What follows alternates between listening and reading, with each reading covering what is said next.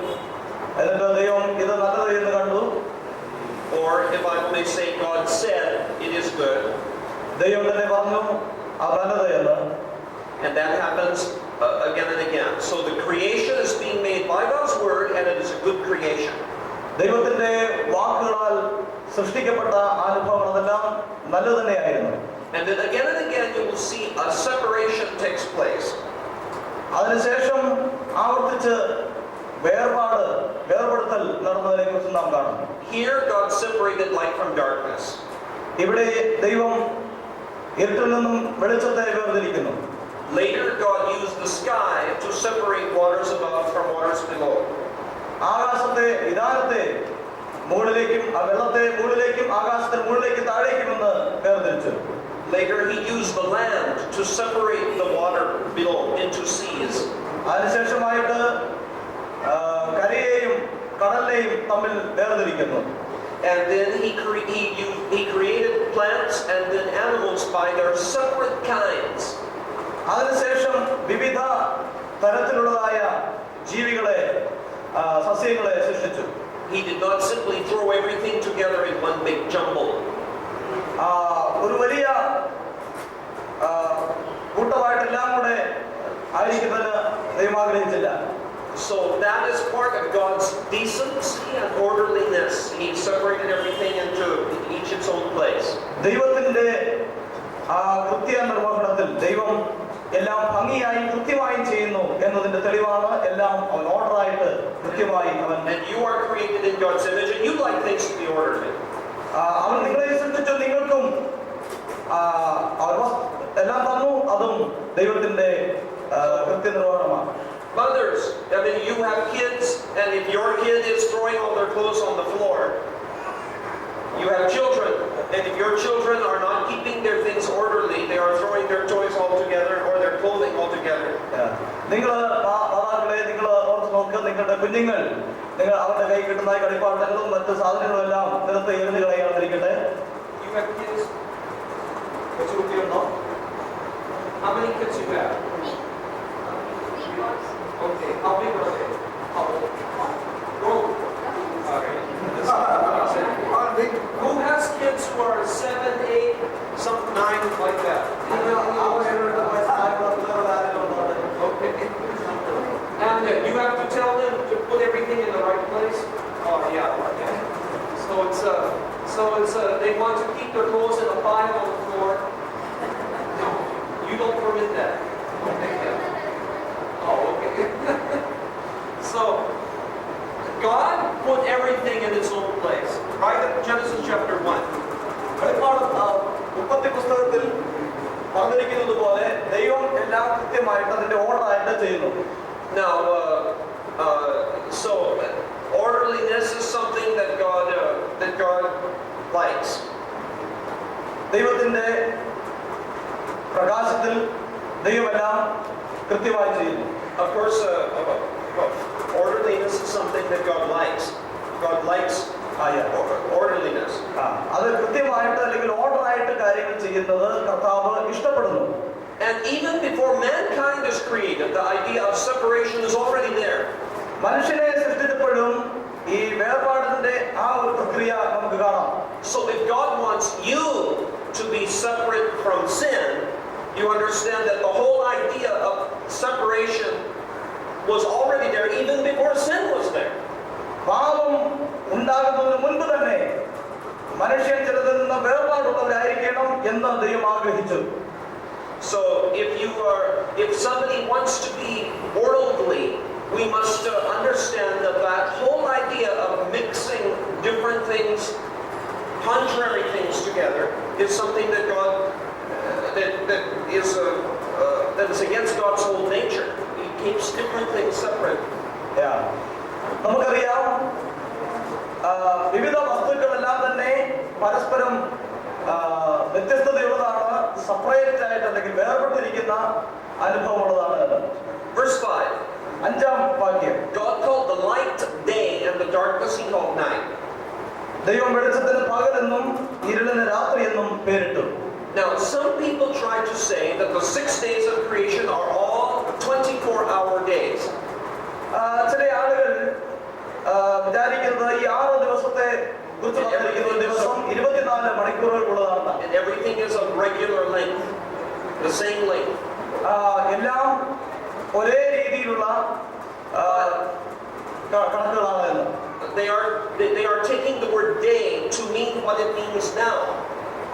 ആളുകൾ ഇന്ന് വിചാരിക്കുന്നത് ഇന്നത്തെ പോലെ തന്നെയുള്ള ദിവസങ്ങൾ എന്നാണ്. But let's remember this. എന്നാൽ ഇത് നാം ശ്രദ്ധിക്കുക. On the first day of creation, there is no sun or moon yet. എന്നാൽ ആദ്യത്തെ സൃഷ്ടിപ്പിന്റെ ദിവസത്തിൽ സൂര്യനും ചന്ദ്രനും ഉണ്ടായിരുന്നില്ല. And when you get to the fourth day of creation, എന്നാൽ നാലാമത്തെ ദിവസത്തിന്റെ സൃഷ്ടിയിലേക്ക് വരുമ്പോൾ you will see that God there will say, now it will be regular measurement of time. അപ്പോഴാണ് സമയത്തെ അളക്കുന്നതിനുള്ളതായ ഒരു കൃത്യമായ അളവ് ദൈവം. That is the fourth day. That's not yet. അത് നൽകിയത് നാലാമത്തെ ദിവസമാണ്.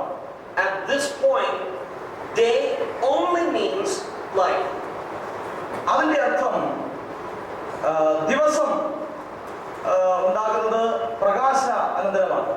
God called the light day and the darkness he called night. ദൈവം വെളിച്ചത്തിന് പകൽ എന്ന് പേരിട്ടു, ഇരുട്ടിന് രാത്രി എന്നും. And regular units of time marching along, that does not start until the fourth day. നാലാമത്തെ ദിവസം വരെ രാത്രിയും പകലും ഇങ്ങനെ കൃത്യമായ സമയം നാലാമത്തെ ദിവസം വരെ ഉണ്ടായിരുന്നില്ല.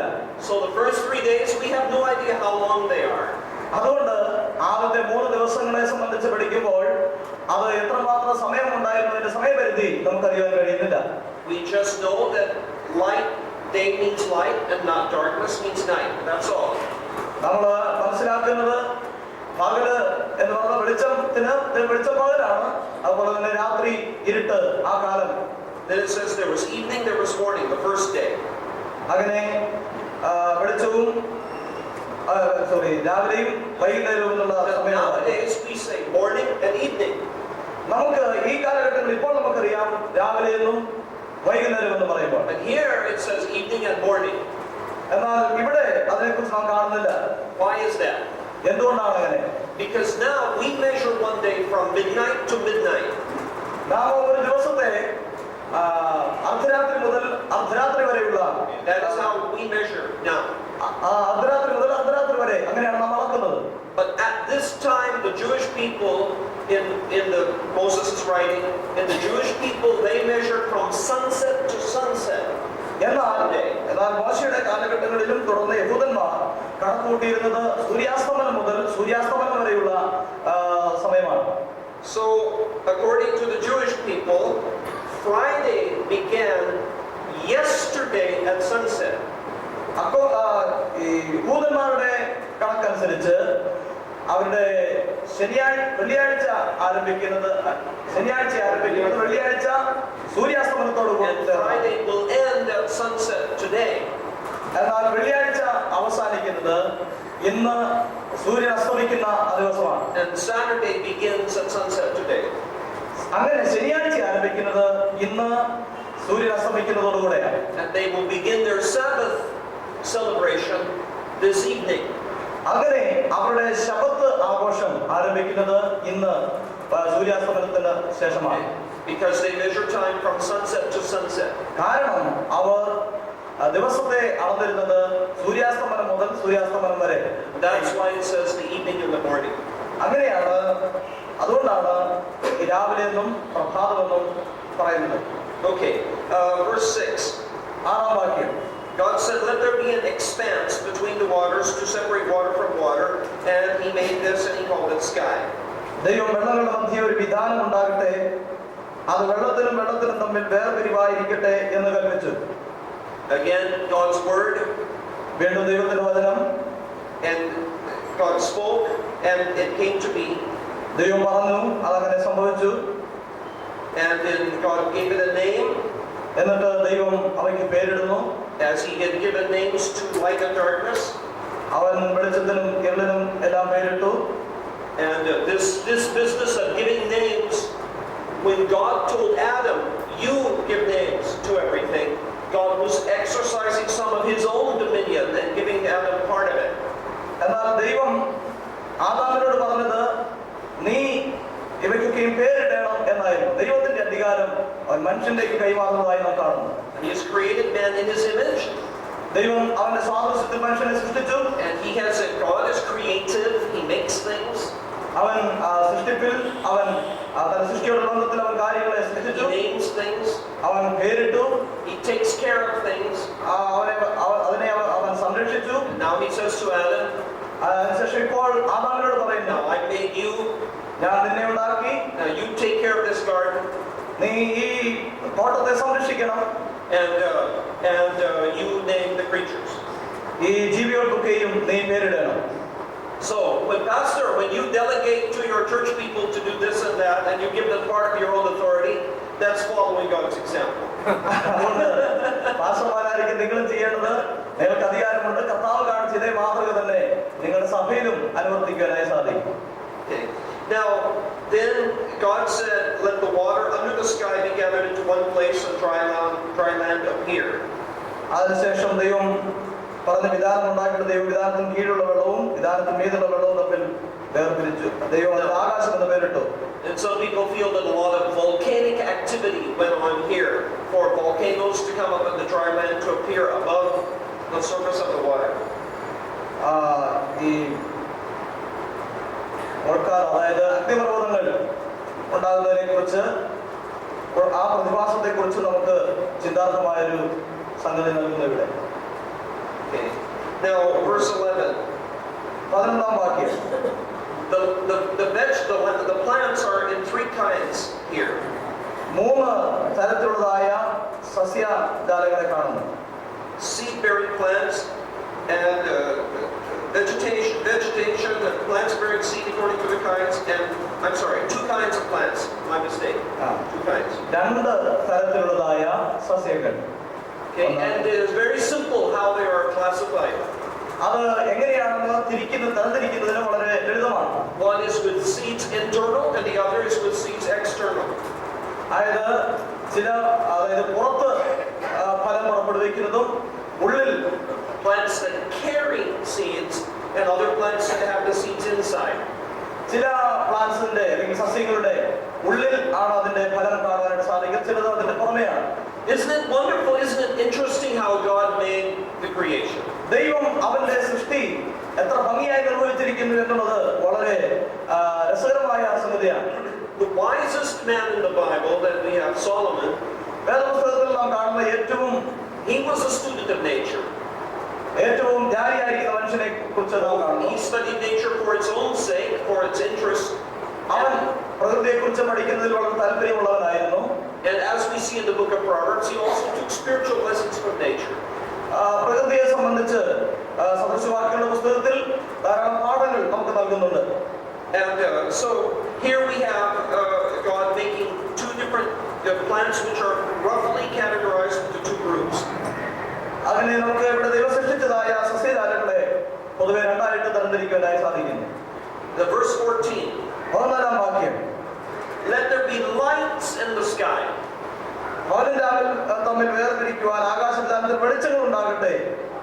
And notice it says in verse 16, God made 2 great lights, the lesser light to govern the day, the greater light to govern the day, the lesser light to govern the night. 16ാം വാക്യത്തിലേക്ക് വരുമ്പോൾ പകൽ വാഴേണ്ടതിന് വലിപ്പമേറിയ വെളിച്ചവും രാത്രി വാഴേണ്ടതിന് വലിപ്പം കുറഞ്ഞ വെളിച്ചവും, ഇങ്ങനെ 2 വലിയ വെളിച്ചങ്ങളെ ദൈവം ഉണ്ടാക്കി. Notice he does not even name them sun and moon. എന്നാൽ ഇവിടെ ഒരു കാര്യം നമ്മൾ ശ്രദ്ധിക്കുക, സൂര്യൻ ചന്ദ്രൻ എന്നിങ്ങനെ പേര് നൽകിയിട്ടില്ല. Now why is that? എന്തുകൊണ്ടാണ്? Remember, Moses is bringing the children of Israel out of Egypt, and he's writing this.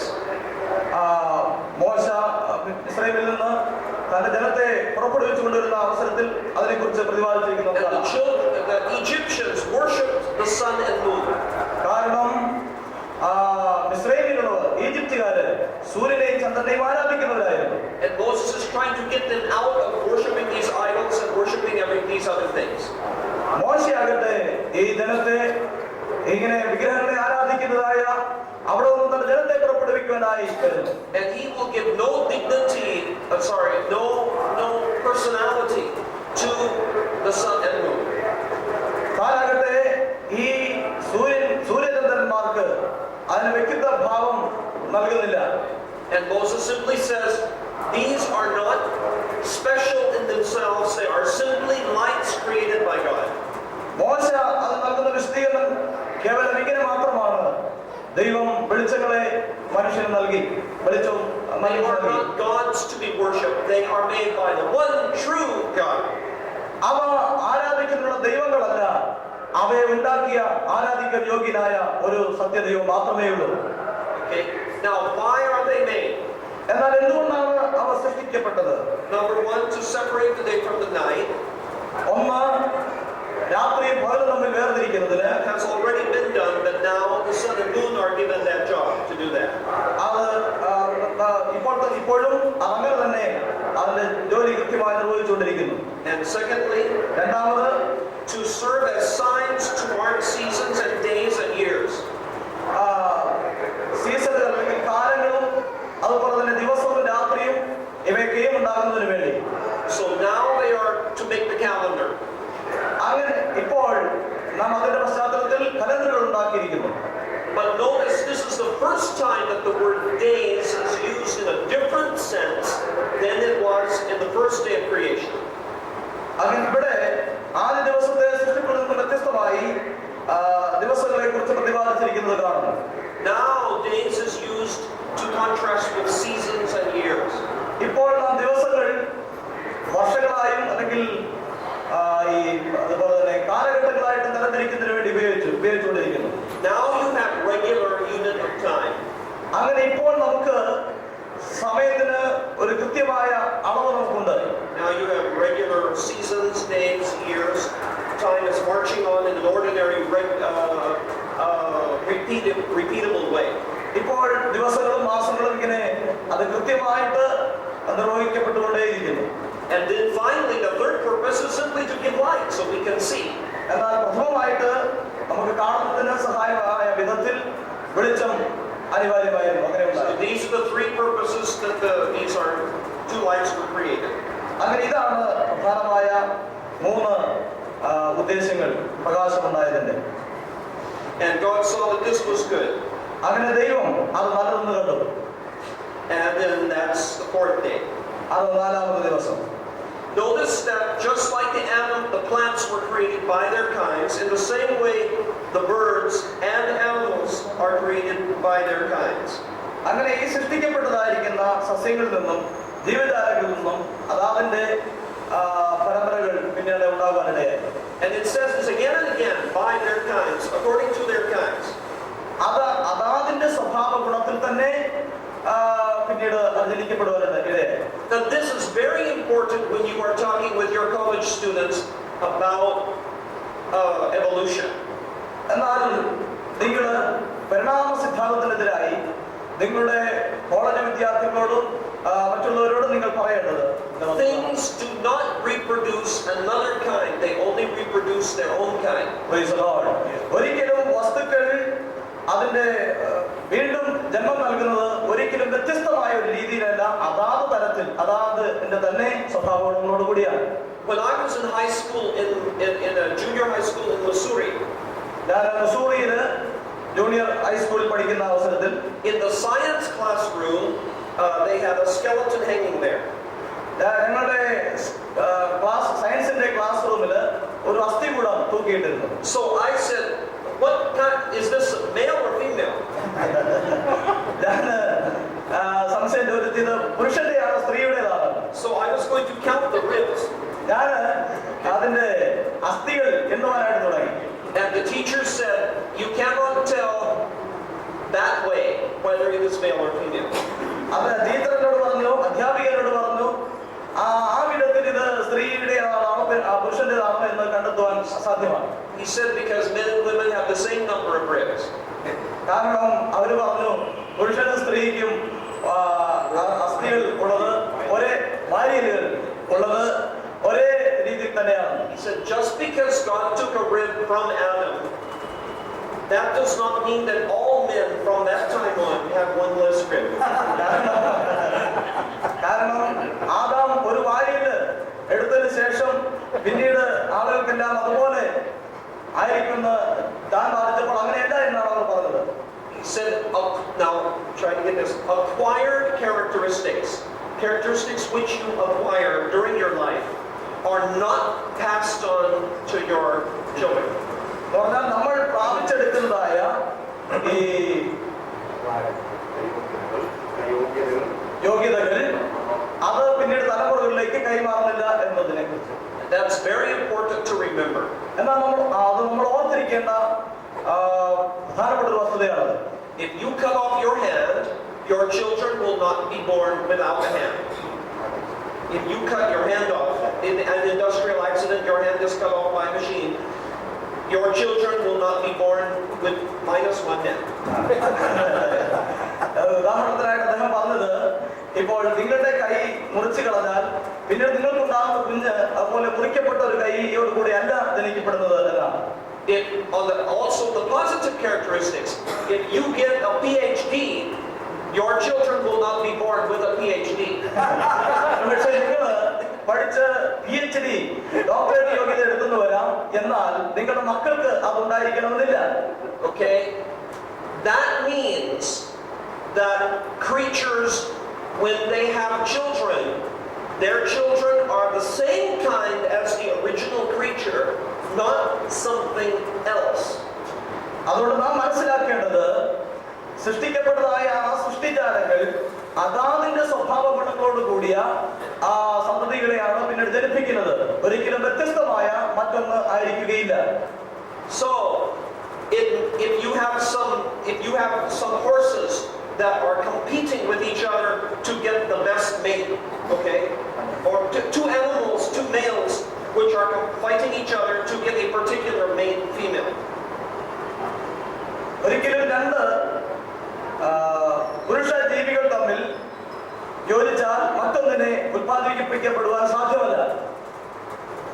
One of those males may be a stronger, bigger creature than the other, and it may win for that reason. ഒന്ന് ഒരു വിഭാഗം ചിലപ്പോൾ വളരെ ശക്തിമത്തായിരിക്കും മറ്റൊന്നിൽ നിന്നും. And as a result, the children may be bigger because you have a bigger, stronger adult. നിങ്ങൾ വലിപ്പമുള്ളവരായിരുന്നാൽ അല്ലെങ്കിൽ വലിപ്പമുള്ള ജീവികൾക്ക് ഉണ്ടാകുന്നത് അതുപോലെ വലിപ്പമുള്ളവ തന്നെയായിരിക്കും. That may happen because that is in the genetics of the parent. അത് സംഭവ്യമാണ്, കാരണം ജനിതകപരമായിട്ട് അതങ്ങനെയാണ്. But that is not a different kind of creature. എന്നാൽ അത് വ്യത്യസ്തമായ രീതിയിലുള്ള ഒരു ജീവിയായിരിക്കുകയില്ല. See, I went to a museum in America one time. ഞാൻ അമേരിക്കയിലായിരുന്നപ്പോൾ ഒരിക്കൽ ഒരു മ്യൂസിയത്തിലേക്ക് കടന്നുപോയി. And they had a sign up there. It was a dinosaur museum. അത് ഡിനോസറുകളുടെ ഒരു മ്യൂസിയമായിരുന്നു. And the sign said they had a picture of a creature, and these reptiles and amphibians, these creatures down here, and the mammals here. Okay. അവിടെ ഞാൻ കടന്നു ചെന്നപ്പോൾ ഈ mammals പോലെ ഈ ഡിനോസറുകളുടെയും മറ്റും ചിത്രങ്ങൾ അല്ലെങ്കിൽ ഇഴജന്തുക്കളുടെയും ചിത്രങ്ങൾ കാണാൻ കഴിയും. Part of the chart was blue for cold-blooded creatures, and part was pink for warm-blooded creatures. അവിടെ ഈ അതായത് ശ്വേത രക്തത്തിലുള്ള ജീവികളെ സംബന്ധിച്ചും അല്ലാതെയുള്ള ജീവികളെ സംബന്ധിച്ചുമുള്ള വിവിധ കളറുകളിൽ അവിടെ രേഖപ്പെടുത്തിയിരുന്നു. Now, I did not go to the museum people and say, "This is completely wrong." അവസരത്തിൽ ഞാൻ നിങ്ങളോട് പറയാനായിട്ട് ആഗ്രഹിക്കുന്നത്, മ്യൂസിയത്തിൽ നമ്മൾ ഇത്